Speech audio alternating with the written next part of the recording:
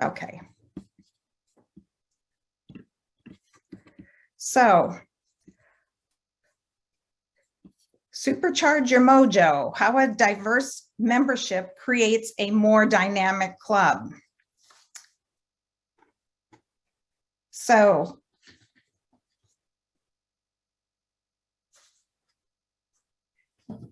when we've already talked a little bit about differences and how they're very positive.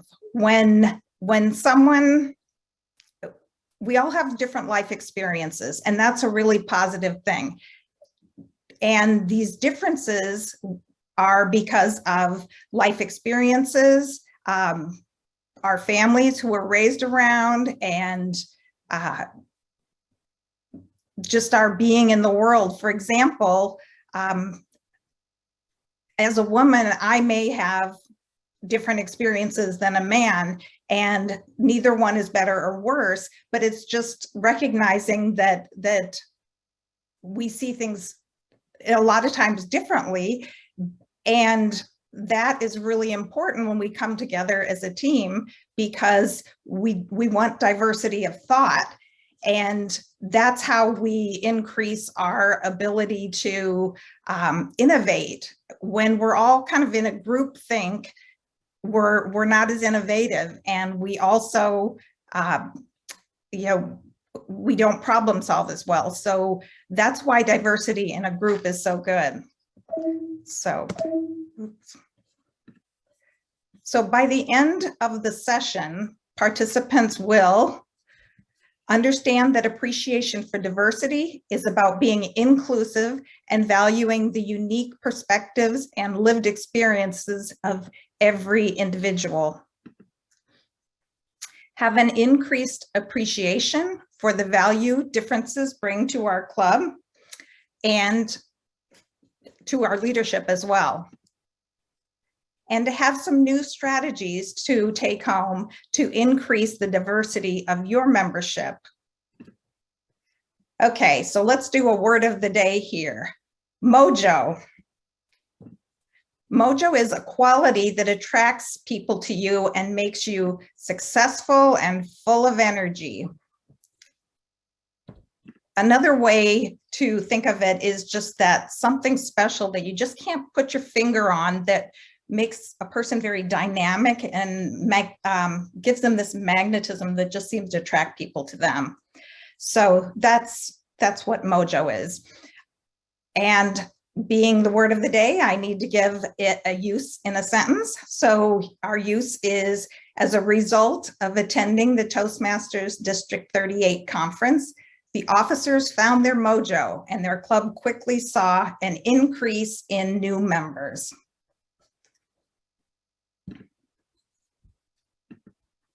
Okay, so here is the my club's officers at officer training pre-pandemic. So we were quite diverse. You can see just by looking at us some of our differences, but you also wouldn't know probably by looking at us that there's a few different faiths practiced. Let's see, that some of us were born in different parts of the country and raised in different parts of the country, as well as in a different country. And a big thing is that we all have very different careers. And because of that, we also have very different skill sets. So that made us a very effective team, in that if what one person was not so good at, someone else was strong in that area. So we really were able to support each other well. However, what do you guys notice about diversity here? I know some of you should be able to see it real quickly. No men. Right. And not having any men there doesn't mean this wasn't a good team, but it does mean that we're missing a really important perspective. Because as I was saying earlier, men and women think differently. And I don't want to make too big of a deal about that, but there are biological differences between men and women's brains, and even just the way we are raised and act in society, our experiences. So to me, I really value men's opinions and the perspective they bring. And I think it's really important to have a mixture of men and women on the board. And that was the last board we had that didn't have any men on it. We really tried to get some of the guys interested, and they really bring such an important perspective. For example, the next board we had had a man on it. He actually was Canadian, so that's even better. And he added so much to our board. One of the things that was really lacking without him, and we didn't even realize it till he started reining us in, was that during our meetings, they would always go way over because we would try to solve problems there, and there was some chatting, and he was great about saying, hey, we're going off on a tangent now, we need to get back on track. And he did it in such a nice way, and I really appreciated what he brought to our board. So you can't get every form of diversity, of course, because there's just so many different forms of diversity. But the male-female one, if you've got men and women in your club, then I think it's important to try and look for people of both genders to want to be officers, because that's just, there's important perspectives that are needed. Okay. So the definition of diverse by Merriam-Webster Dictionary is differing from one another and composed of distinct or unlike elements or qualities. Okay. So some of these, that when we think of diversity, we may think of gender, race, ethnicity, age, disabilities, religion, sexual orientation, etc. These tend to be what are called protected classes. So you may remember seeing those at the bottom of job postings where they say we do not discriminate based on race, ethnicity, and so on. So these are just some characteristics that you usually can see, not always, but just because you can't see it doesn't mean there's not diversity there.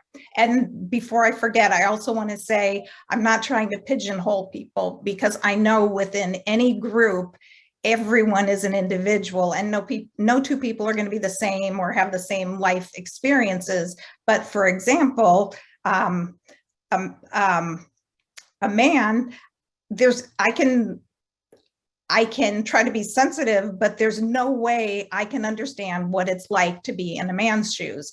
And so I can be, I can value that, but I can't ever say, I know exactly what you're going through, because I don't. Okay, so here is a group of, I think, very, very diverse people. And saying that, are you guys all hearing the feedback?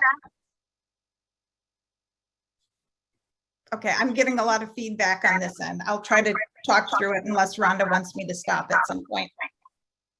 So this is a very diverse group of people. And I would love to be on a team with this much diversity. However, no matter how much diversity we show, that's just scratching the surface, because there's so much diversity in the world. There's no way you can begin to include it all. And this is just what we're seeing on the outside. Each person has their own life experiences, and there's a lot of things we can't see here. They may be of a faith that we wouldn't have otherwise known, or they might have had, let's say someone was a military veteran and served in a war, and in that case, I mean, that's a hugely different perspective than most of us would have. So there's a lot of things you just can't tell by looking at someone. And in addition to that, as I said, everyone within a group is an individual. Okay, now the term diverse, when we're talking about diversity, equity, inclusion, and belonging, oftentimes gets misused to refer to people or things that differ not from one another, but from what is considered to be mainstream, dominant, or the cultural norm. So for example, and I know I'm doing that in this presentation, so know that that's not lost on me. Racially diverse or just diverse is oftentimes, the term diverse oftentimes is used that way, is a person of color instead of white. So it's either you're white or you're other. And that's not how I look at diversity personally. But oftentimes when we think about like a work group that's diverse or not, or hiring for diversity, that's what is inferred, is someone who is not the mainstream or cultural norm. Another one is gender diverse, someone who isn't cisgender. We're assuming you're either cisgender or other. Okay, so here's where I'd like to have some good discussion, and I want to say up front that everyone won't have the same answers or thoughts, and that is okay, because we're all different individuals from different groups with different life experiences. So I'm really interested to hear your thoughts on this. So the first question I want to pose, and don't feel like you have to stick just to my to answering my questions. You can also add your thoughts or observations at any point as well. It's all about good discussion. So I want to suggest that, let's say you have a job interview coming up. You've gone through the process, you've made it to the interview, and one of these is a picture taken at the company that you are interviewing with. And so I would like to know if of these 4 photos, and it could be more than one in your answer, is there any group of employees that would make you, looking at the picture and thinking these are a representative of the company, is there any picture that would make you feel like, okay, you know, I will fit into this group. I fit into the culture. I feel good about this interview. And on the same token, are there any that you would look at and say, oh, I don't know, I'm not sure they're going to want to hire me? And those are just feelings. That doesn't mean you wouldn't be hired, or you would, but I'll stop it there before I say too much, because I want it to be more discussion and not just me saying everything. So who would like to comment on that?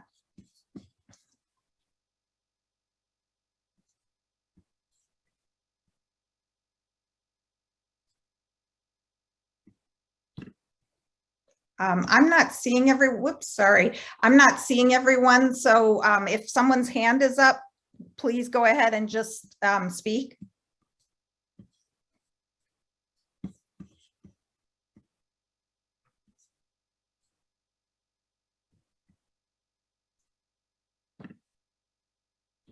Can someone, does someone have a comment, please? I'll throw my 2 cents in, Ellen, just to get it started. Okay, thank you. This is Mark. Just so looking at the 4 pictures, it seems that 3 out of the 4 seem a little bit more relaxed than the 4th one. That could just be because they're wearing suits, but it just looks like that group's potentially a little stiffer than the other 3. But as far as a group that looks fairly balanced and would make people possibly feel more welcome, from my perspective, I would think either the bottom right or the top right seems to be a good blend of people and fairly relaxed by clothing and just by just the top one, just because they're conversing. It's not like they were forced into a picture. So I would say either of the two on the right probably would make me feel more comfortable. Okay, thank you. Sure. Again, I'm not able to see everybody, so I'm going to just ask everybody to just chime in as you see fit. That was great to hear you say that, because again, perspectives, different perspectives. I hadn't even noticed that about casual versus more buttoned up. And I'm someone who definitely prefers casual. So I'm surprised that that didn't just grab me.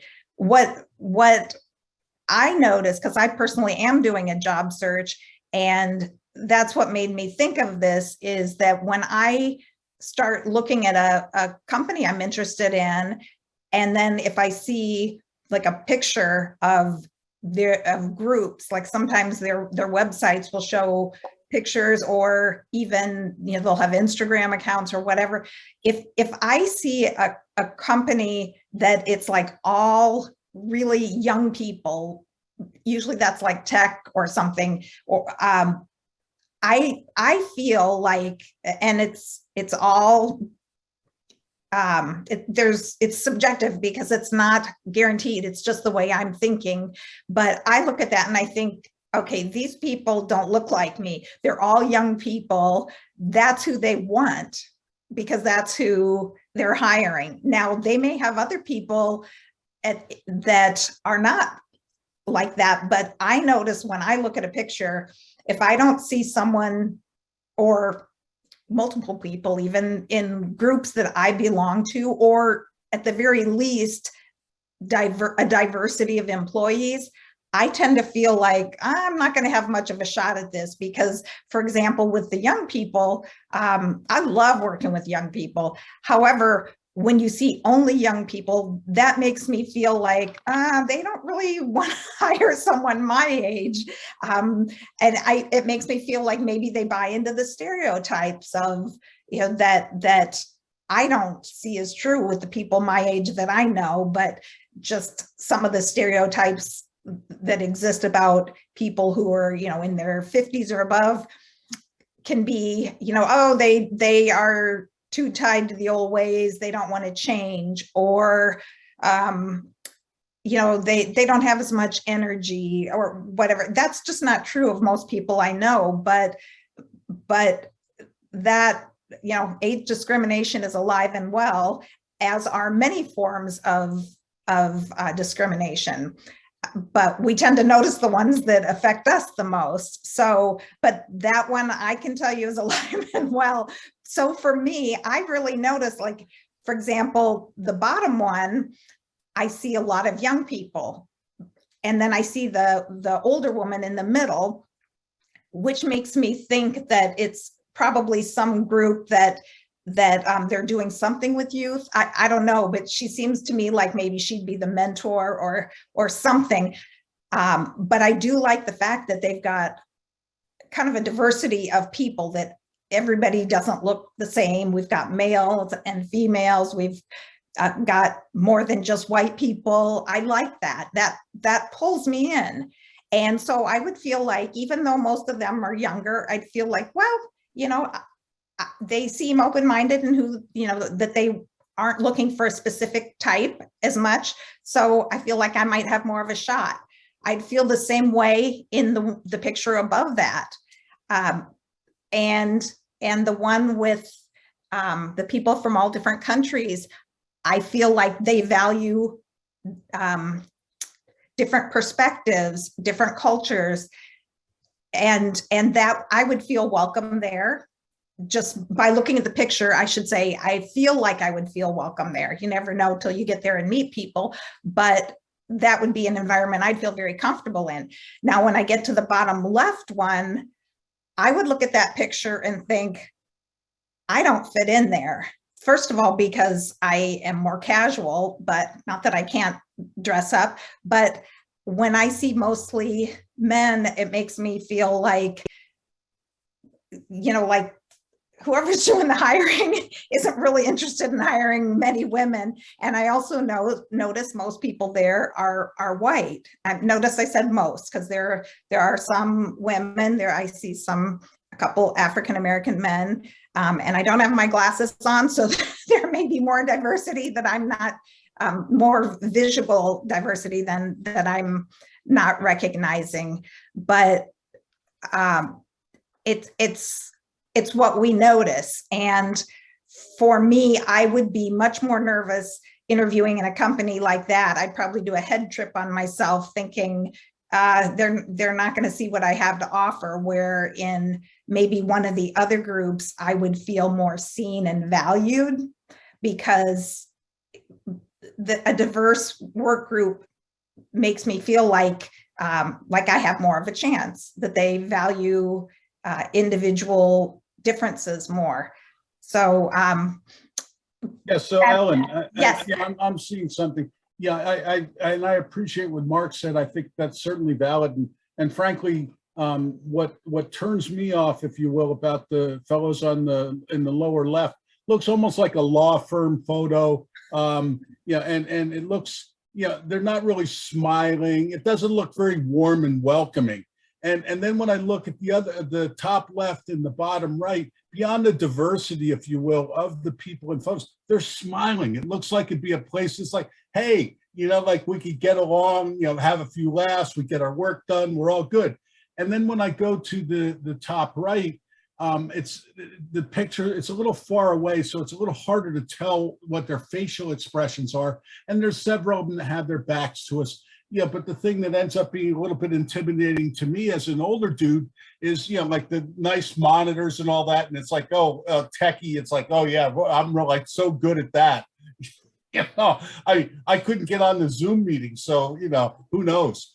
So, but anyway, for me, what I'm seeing beyond the diversity is just I see the attitudes, and the attitudes, what speaks to me more than anything else, frankly.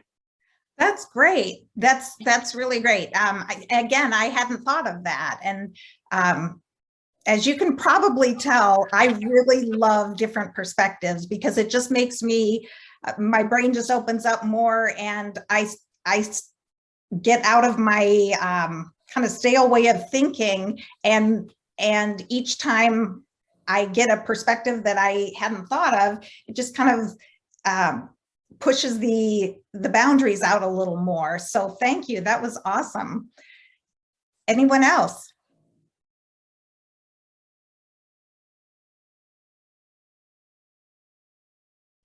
Can I ask, I hope this isn't too touchy, but I'll risk it. For the white men in the group, are there any, would you feel at all, if you looked at any of these groups, would you be concerned that you may face some discrimination if you were trying to get a job there?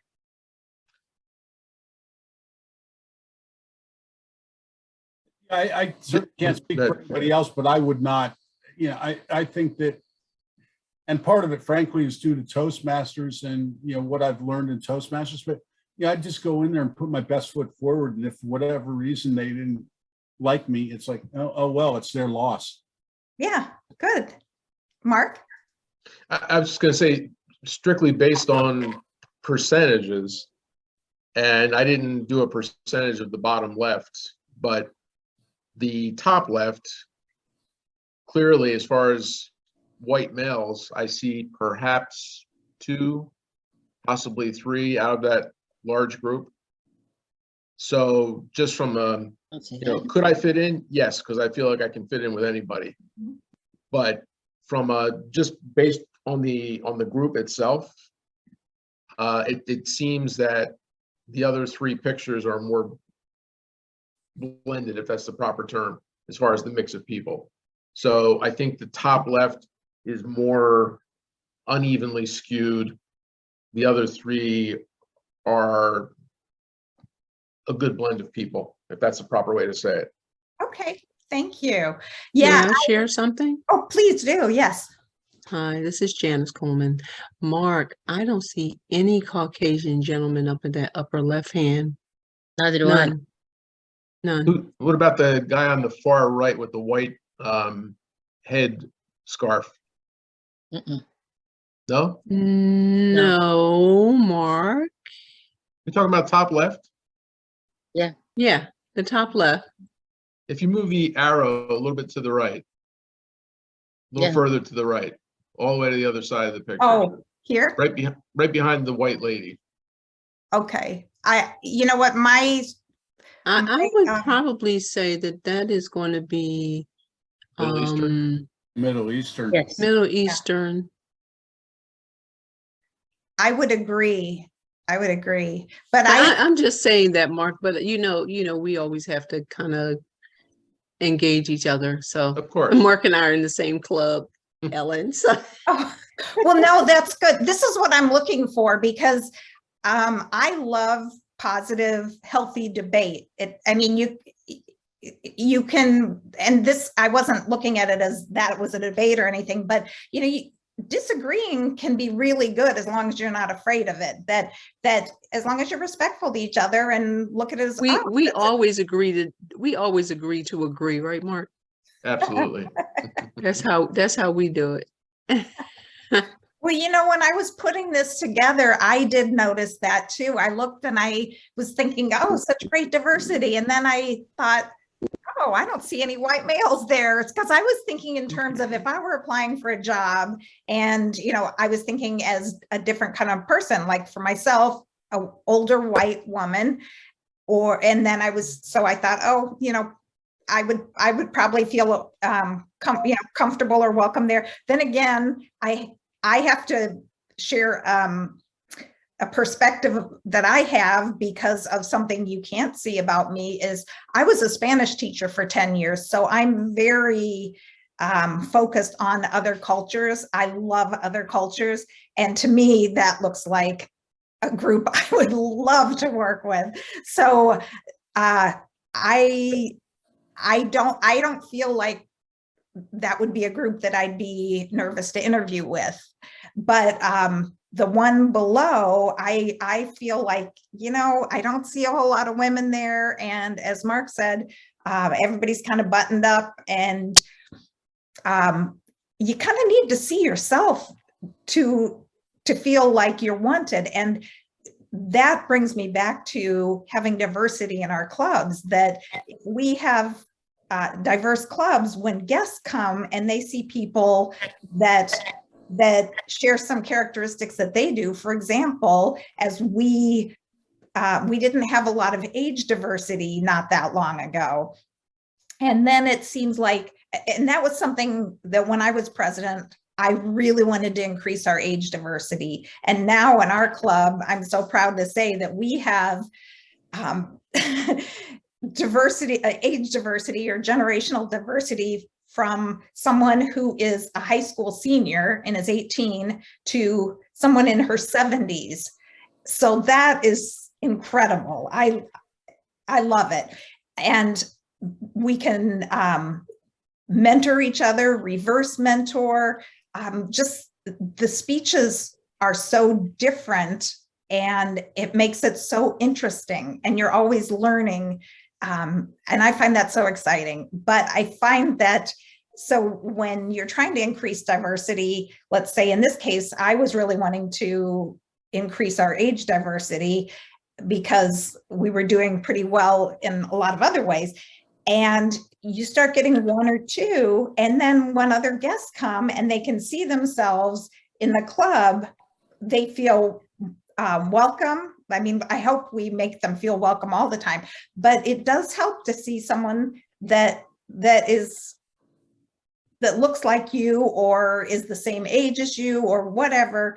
I think it's maybe even it's psychological. I don't know, but it does seem to have helped our club that once we got a couple younger people, it attracted more. So I'd love to hear some more comments. Anything about any of these groups or thoughts?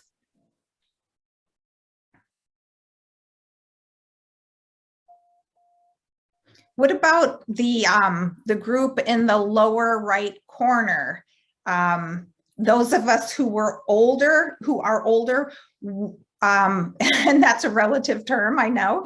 How many of, and I can't see the whole group on my screen, but. Hi, this is Meena here. Can I add one comment? Oh, please do.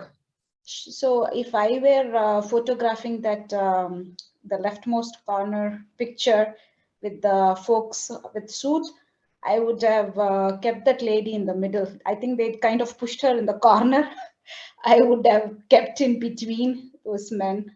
Yeah. That's a great observation, because I hadn't thought of that. But you're right. There was another one that I was looking at. It was when I was trying to decide what pictures to put in, and I was just looking at different companies, like their leadership. And there was one that there were about 3 or 4 women in this group of men, and all the women were like pushed to the far edges. You know, that might have just been the women choosing to go there too. We don't know, but I did notice that. So it's interesting that you noticed that here. I also think part of it is everybody wearing, well, if not everybody, most people wearing the dark suits kind of makes them all blend in together to me. So what about people who, like I was saying, are older? How would you feel about that group in the lower right corner? Would you feel like that's a group you would feel comfortable working with, or you know, in terms of that most of them are a very different generation than us? Or would that be a group that you would feel like maybe they wouldn't be as interested in hiring you? I know I'm going with a lot of stereotypes and prejudice here, and I am not expecting any specific answer. I'm just curious and want to get people's perspectives. So yeah, this is Meena here again. In my perspective, I would see that rightmost corner, the down one, more like a family to work with, right? So it has like, you know, I see like all ages there. So it's more like a family. So it's going to be more fun. You know, in between breaks, I'm going to learn some recipes from that elder person, and maybe some fun techie stuff from that young person, and more on chats and snapshots, or what, you know, what the trendy stuff, Instas, TikToks, right? What that young kid would do. So, you know, I think it's a combination, and I feel more like a family. So I would definitely love to go and work with that kind of setup.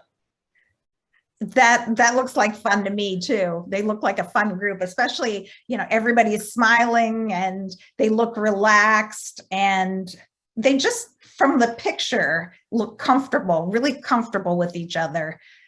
So I'd be attracted to that group as well. Anyone else?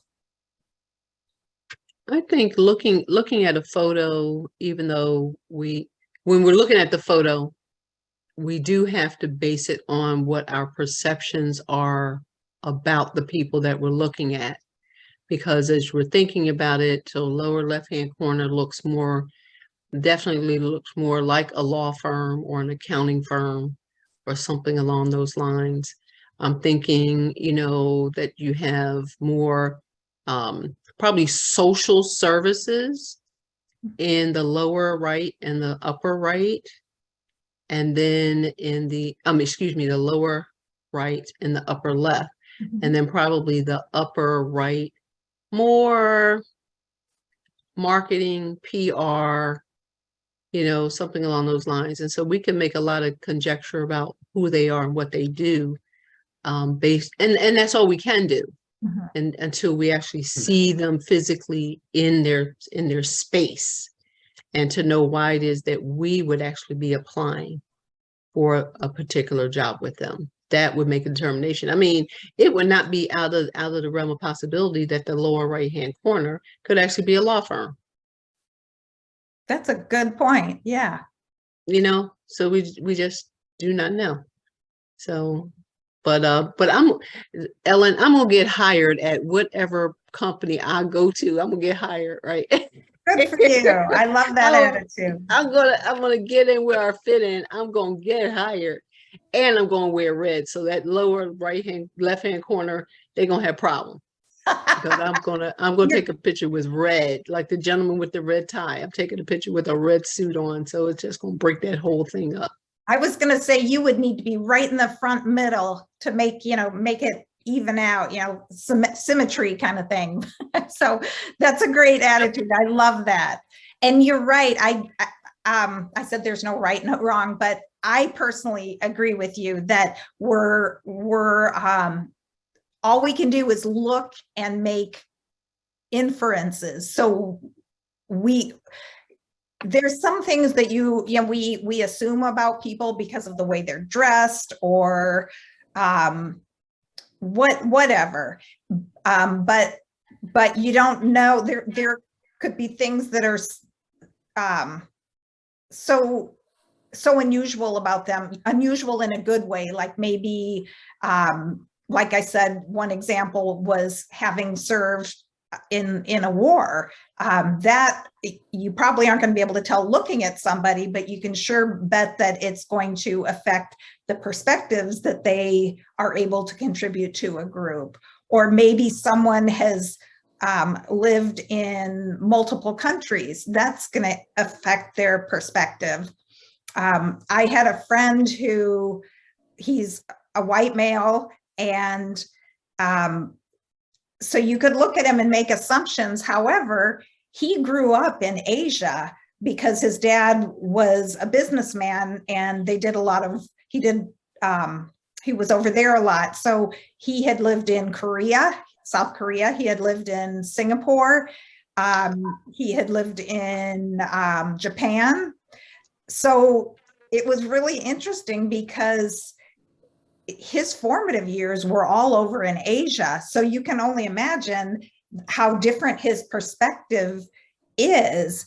And I always found it so interesting when talking to him that he could see things in a way that I hadn't ever considered, but looking at him, you would never know that he had had that experience. So it is true that you can only tell so much by looking at someone and then know that there's a lot beneath the surface that makes them very unique and that they've had their own life experiences, some probably really hard, some really good, but they all make up who they are and shape their perspectives. Ellen, can I throw in one more thing? Please. Just kind of following up on Janice's comment, and I would agree that having known Janice for as many years as I have, she's accurate in that statement that she could go pretty much wherever she wanted, not only from her background, but the way she carries herself and participates in the conversation. But as far as these groups are concerned, I think if we take the bottom right and look at that as, but for one person, a pretty young group, I think in addition to the mentoring aspect, I think there are a lot of people out there that might be considered old, maybe too old to be in a group like that, but bring such a diverse background and number of experiences that those younger folk may actually learn something valuable from that person with all the work years of experience. If you have 30 years of experience going into a company and you're there for 5 and people say, well, he's only been here for 5 years. Well, what about the 30 that came before the 5? So if you're completely blocking out that out, then you're really not giving full attention to what the person is probably capable of. And whether that be in a corporate setting or a gym, a physical setting, there are people who are perhaps a little bit older who physically can hold their own with a lot of people half their age. And there's a lot of people who have a ton of experience that just because somebody's title is higher than them certainly doesn't mean that they're smarter, better, or anything. They just happen to have been, given that title, and perhaps the person who's older than them has been viewed in such a way that, well, they're coming to this point in their career. Well, it's more for this person, and they're really shortchanging themselves by doing that, I believe. Yeah, that's I agree with you so much on that, the whole thing about what an older person could add to that group. Yes, we have one person there, but that's one thing that I love about our Toastmasters Club is we have such a great mix of generations. And I recently learned, and I think it was through Toastmasters, something I read about reverse mentoring. So usually you think about like the older person mentoring a younger person, but reverse mentoring is where the younger person mentors the older person. And it can be a really great exchange because the older person brings in the years of experience. They may be more able, are knowledgeable about how to navigate corporate waters, for example, in politics. They have the life experience. And the younger person is coming from a different place where they may be able to help us with, like, if we're having an issue with tech, I'm stereotyping here about young people being good with tech. That's not always the case, but in general, that generation tends to be very comfortable with technology. And so they can help us with something like that, or just something that they have knowledge about that we don't. And that is really good for building bonds and creating a sense of teamwork, where when a young person feels like we respect what they have to offer and that we see them as knowledgeable as well, and that we see it as a give and take. It's not that, we expect that we're going to share all the knowledge with you and you're going to have nothing to give in return. You're just supposed to learn from us. I think that respect goes a long way. And I do feel like we have a lot to learn from young people, just like they do from us.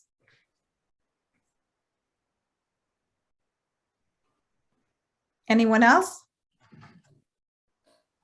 Okay, I'm going to go on then. Okay, so what kinds of diversity, or what are some kinds of diversity that are not visible? And this is like an unending list. So just throw a bunch out. I wrote some myself, had to write them down so I wouldn't forget them. But if anyone wants to speak up and list off as the ones you can think of, and then someone else can as well. So we know when we're looking at people, what may be below the surface that could add unique perspectives that we may not be aware of. This is back to every person in a like group, in a homogeneous group, like I'm talking, for example, white women. We're all individuals. We all have unique life experiences, and that's true of any group. And we can't lose sight of that. So what are some kinds of diversity that are not necessarily visible? Well, political leanings, faith, sexual orientation. I would say education level, Right. work experience. Education level, and if I can add to that, like quality of education. Were you fortunate enough to be in be at a school that's a very good school, or were you in a neighborhood where the schools were pretty poor and you didn't have access to, the same kind of education? Military experience. What was that? Military experience. Oh, yes. Yes. Socioeconomic status. Yes. I was going to say disability and mental health. Mm-hmm.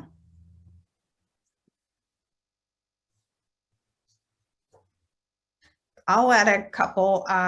Well, I said we've already talked about age diversity, but one that I think is really important, that I think is good to have in a group, are like introverts and extroverts, because the quiet people, oftentimes, like my younger son is this way. He's quiet, but when he speaks, everyone listens, because what he has to say is really worth listening to, where the rest of us in the family kind of talk a lot, and maybe what we say isn't as isn't as important, but yeah, it's those quiet people that sometimes really can throw things in that we hadn't thought of.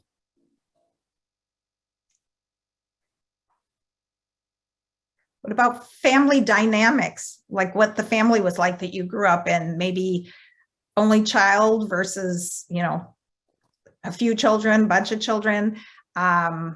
If there was maybe domestic violence in the family, or we're back to the military here, but maybe one parent was deployed a good amount of the child's upbringing.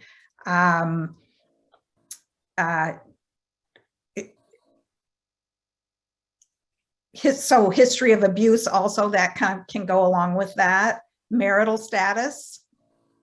A single parent probably will have some perspectives that people who have raised children with a partner will not be able to understand, you know, how difficult that was. We can try to imagine, but if we haven't been there, that's all about all we can do is imagine.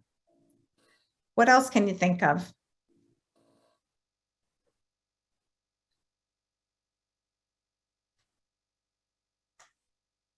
How about urban versus rural? Neurodiversity. Let's see what else I have. Interests and passions. I was going to say musicality. You don't know, you can't look and see who can play an instrument, who can't, who can carry a tune in a bucket and who can't. Yes, that's a good one. I hadn't thought of that. For me, personally, one thing I'm very passionate about is the environment. And that's not something you can tell just looking at me, but I get really excited when we have a guest come to the club and they let us know that that's something that is a big deal to them. And I'm always excited about that because I think, you know, what will I learn when they give speeches? So yeah, so different interests and passions. And that can make a club so interesting because when you get all this great diversity, the speeches are going to be much more diverse as well. You're going to learn about things that you might know about or not know about.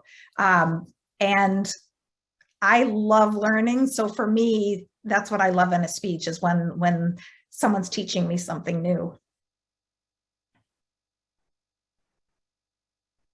Life tragedies is another one. You know, if you lost a parent when you were young, or if you had a serious disease that, you know, maybe you didn't know if you were going to survive and you did, what a different perspective that gives you throughout life. Any others that you want to mention before we move on?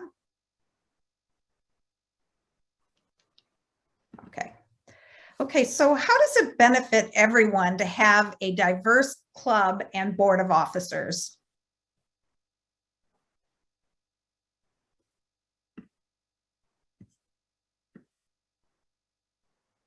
I think someone probably mentioned it earlier in answer to another question, but having a diverse club, board of officers, whether it's your Toastmasters club or your workplace, I think you can learn a lot from the group of people that you have. If everybody is from the same background, then it's going to be somewhat homogenized and everybody may have a similar group of experiences, maybe not exactly the same, but whether it be nationality, male, female, whatever the case may be, a good mix of folks will provide a good mix of experiences and people who are willing to share, and that might help people learn about cultures and not only cultures, but just the way the people interact within their own families, and then can explain that to other people. I think that's that. Like I said, I think somebody might have mentioned or kind of head in that direction earlier, but that's the first thing that came to my mind. Yeah, definitely.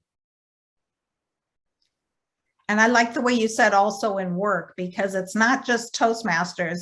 Any group benefits from diversity. I didn't end up working this into my presentation, but if you go online and do any research, there's lots of research that shows that companies that have women and I'm trying to think of the word they use, like cultural differences or different ethnicities in leadership roles. I mean, more diversity, that it's not just all white folks, that they tend to get higher than average profits.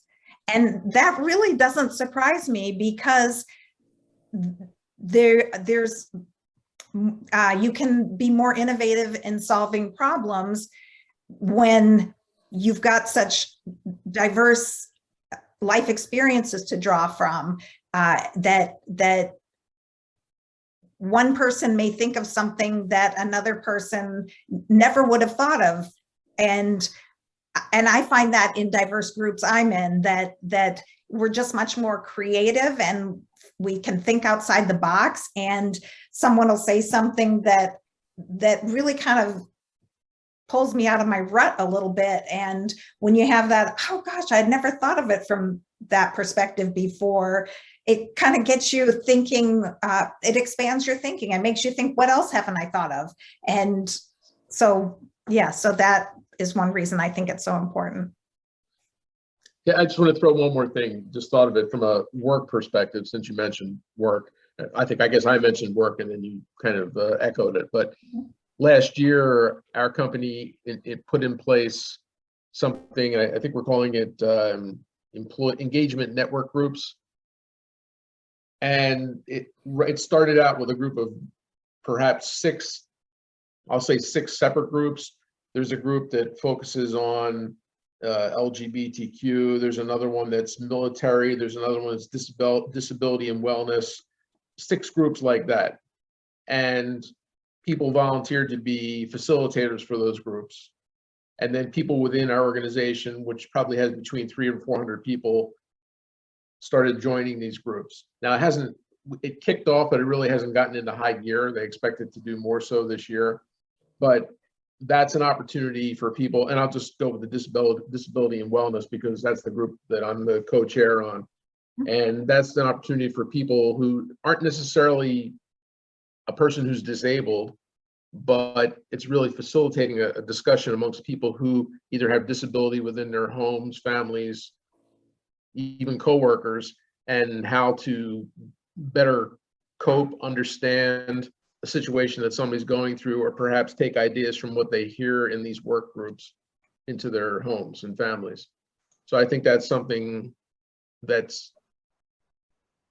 we'll see if it's going to be a valuable tool. I think it seems reasonable, and there was a fair amount of interest in joining these groups. You're not limited to one, you can be in more than one, strictly volunteer, but it's something that I think was kicked off by our diversity and inclusion group, but it really took off pretty quickly.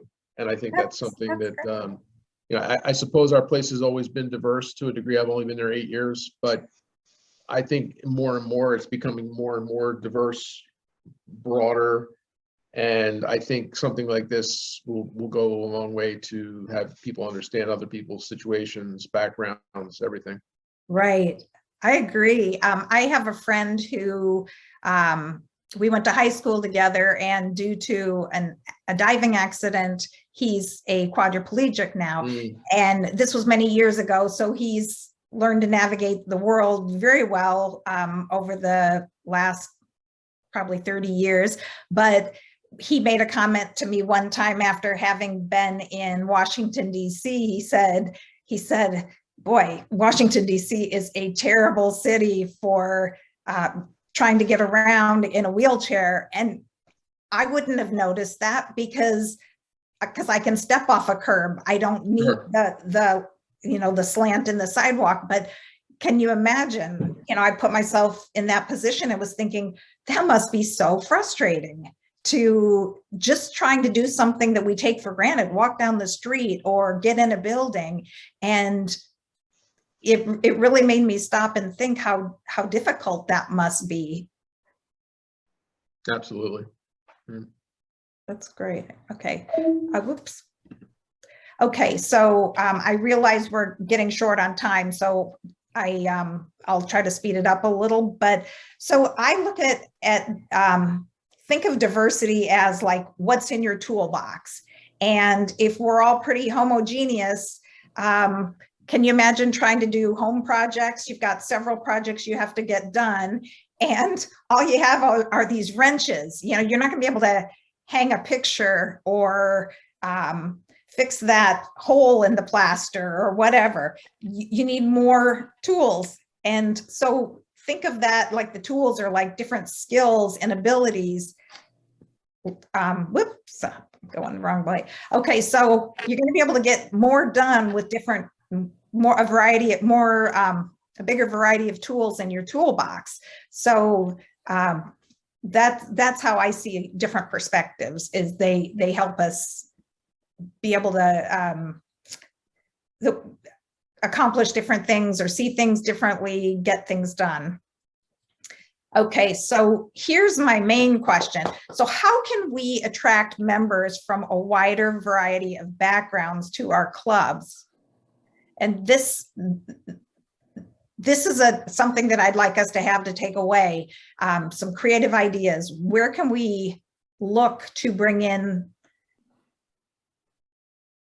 a wider variety of people? Like I said, when we really focused on age diversity, and one of our members, her daughter is 18 and is kind of quiet, and she thought that would be so good for her daughter to get used to doing a little public speaking. And she's a high achiever, and it's not going to look bad on her college college transcripts that she was a Toastmaster at 18 years old.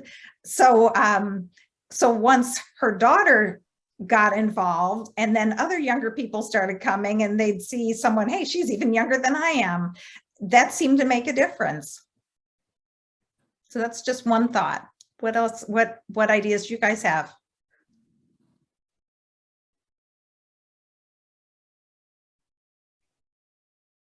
I will say this about our club in particular. We're Toastmasters in Unity.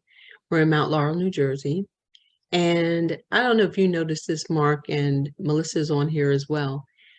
Our club ebbs and tides with regard to its membership. I think that we have been, funny enough, we've been the most stable since I call it the World Health Crisis. This is the most stable we have been in years, because sometimes it goes with, heavy on African American men, then heavy on, African American women, then heavier on Caucasian men, then heavier on Caucasian women, and then an influx of Asians.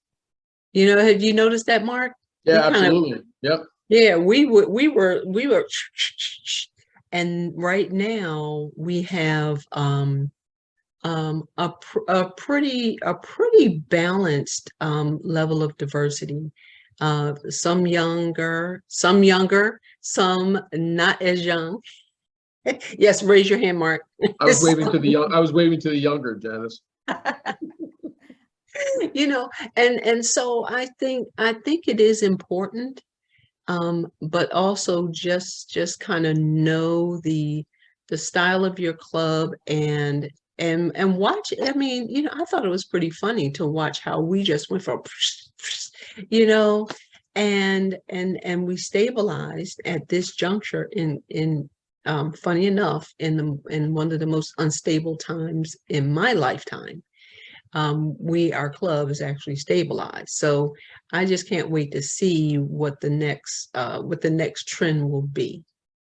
So I think every club is going to be different. And so, and that therein is the diversity, in that all of us will be different. Right. Yeah. It's I also think we need to all be thinking, like within our clubs, everybody, who can I invite to a meeting? Not in terms of, like, I'm not a salesperson at all. I don't like selling or asking people for things, but one of our members, now she is a salesperson, that's what she does for work, so maybe that's why she's so good at selling me on the idea, but she said, with Toastmasters, you're making an investment in yourself, and someone may need that think about who that maybe was feeling the same way we did before we joined Toastmasters, is I'm scared to death to speak publicly, but I'm going to be having to do that more and more in my job, or if I want to get promoted, that's the kind of thing I'll be doing, or just maybe someone who is new to the area and wants to meet some really nice people, because the nicest people are at Toastmasters. I actually started when I lived in Dallas. I was only there for a year, but I joined Toastmasters, and my closest friends were Toastmasters. And when I left and came to Philly, the saddest thing, I really liked Dallas, but the saddest thing was leaving my Toastmasters club. And then I came here and went Toastmasters club shopping, and I found my people, and they're my closest friends now. So if someone's new to the area, you could be doing them a real solid by just inviting them to come to your club and meet some nice people. Anyone else? Yeah, I'd like to reframe that a little bit. When you said that you weren't a salesperson, and you pointed out that this other member of your club was a salesperson. The thing is that, if you think about it, if you go to a really nice restaurant, or you go to, a movie and it's great and you had a great experience, do you have problems telling anybody about that? Probably not. Yeah, good point. But it's because you aren't selling it. You're just sharing what was good about it and why you enjoyed it. So, maybe if all of us will, reach out to other people and say, hey, I've been doing this on, for us, it's Wednesday morning, whatever. But, one of the things I'll say to people is that, if you're available, we meet the first, third, and fifth Wednesday, 7:30 in the morning. And I realize it's early in the morning, but on the other hand, you probably will never go any place where you have as much fun as this on a Wednesday morning, and it's over promptly at 9 o'clock, and you can get on with the rest of your day, but the whole point is that it's like just sharing the good experience, and don't think of it as selling at all. You don't have to sell it. You just want to share, you went out to a nice restaurant, you had a good meal, you're going to tell your friends about it. Hey, you ought to try this place. That's great feedback for me to hear. That's a good reminder to me that you're just offering them the opportunity to try something that they may really, really like, and that it's been great for you. So it's an opportunity, and they can choose whether they want to try it or not. So, well, and the interesting thing is, as I've shared that with people, one of the things that I make it a point to share is how much I enjoy the diversity. And when I say that, it's not I'm pointing out the diversity of ethnicity or any of that other stuff, but that there's just so many different people that have so many different interests. The stories that you hear and the things that you learn about are just it's mind-boggling. And I mean, for me, I started in Toastmasters 26 years ago. It took 5 years for the guy to get me to go to the first meeting. I had so much fun, I just never stopped going. That's great. That's really great. Yeah, I see diversity the same way, as that, yes, there's the kind of diversity that's visible, but there's so much more. And that's what makes speeches so interesting. I always look forward to hearing about things that are different for me. So, okay, so supercharge your club's mojo by tapping into the power of differences. Differences are awesome. And yeah, we can call it diversity, we can call it differences, but the main thing is just to realize we have more in common than we do differences, or than we do different from each other, and to look at the differences as positive, that we'll grow from them, and they help everybody, and that the things about us that are different from other people can help other people too. So it's just a big sharing, collaboration environment, and that's what I love, is just kind of everybody coming together and sharing what they have and what they bring as an individual. So thank Hey, you, everybody. I want to have one last comment that, as you're saying, that it just struck me. One of my favorite expressions is, "The rising tide raises all ships." Yes, yeah, that's a great quote. I love that one too. So thank you everyone for attending. I really appreciate it, and I really appreciate your participation. I learned things tonight, and I hope you did as well. And thank you so much. Have a great evening.